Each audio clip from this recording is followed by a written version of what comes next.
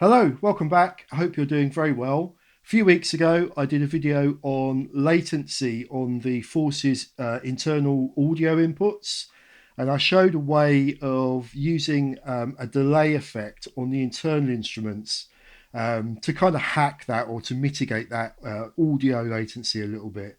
But that led me to wonder whether it was possible to get less latency by using a USB interface.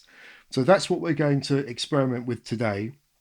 So you'll see here I've got a Syntact and the Force. The Force is sending sync to the Syntact, so they're MIDI linked, for want of a better term. And I've got two tracks here. One is just an audio input, which is the Force, and at the moment it's coming straight into the Force's inputs. And then on this track here, this is just a bass sound. So we've got this and this. So what I'm going to do is play a clip of just simple 4 on the floor bass notes. Same thing on the Syntax, and we can hear the latency coming in through the Force's internal inputs. So I'm going to play that now. So have a listen. What you're going to hear is a slight flam effect. You can hear they're not quite in time.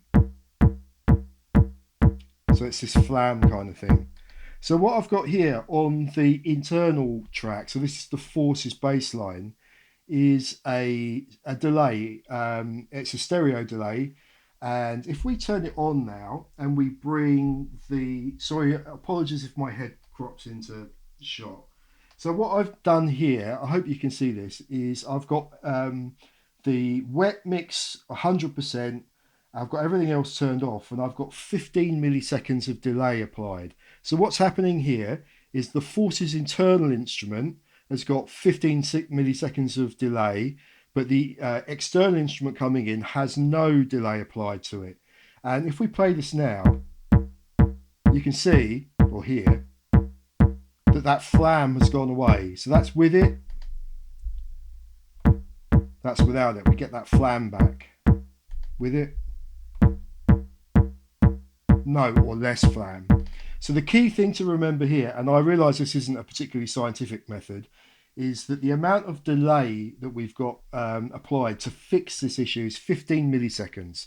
So what I'm going to do now is go off camera and I'm going to change my setup, and I'm going to do the same thing again, but this time with the Syntax coming into the Force via an audio interface, and we'll see if there's any difference, if we need to apply a different amount of delay to fix this flam issue. So I'm going to set that up now and I'll be right back. Okay, I'm back. I've rewired everything.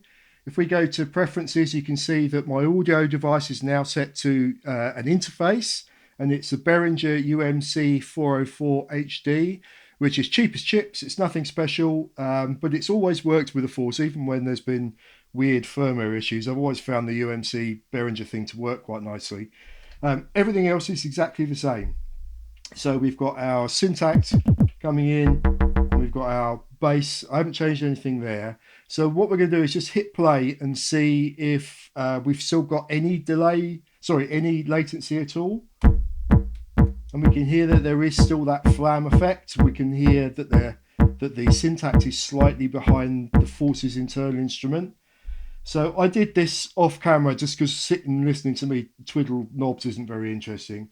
But if we switch this delay on now, you can see or hear that the delay is mitigated. So that's with it. That's without it. It's a lot worse with it. And if you can look very closely here, you can see this is set to 7 milliseconds. So with the Force's internal interface or inputs, we needed 15 milliseconds of delay to sort of mitigate that input latency. Using the USB interface, we only need 7. And the funny thing is, this delay, excuse me, only lets you go up and down in 2s. When we listen to this, it's not quite perfect. If I go up to 9, it's not quite perfect. I have a feeling if it was 8 milliseconds, it would be completely perfect, but I can't do that because it won't let me. So the thing I've learned from this is a USB interface is definitely faster, for want of a better term, than the Force's internal inputs.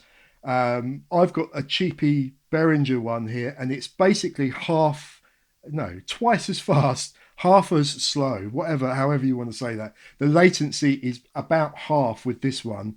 I'm not technically minded enough to know that if you spent a lot of money on a different interface, a really high end one, one of the Universal Audios or Arturia Spark, I've got no idea. But in principle, we can see that a USB interface is faster or has less latency than the Force's built in inputs. Now, if you're just recording or you're producing at home, that's probably not much of an issue because you can use this delay hack.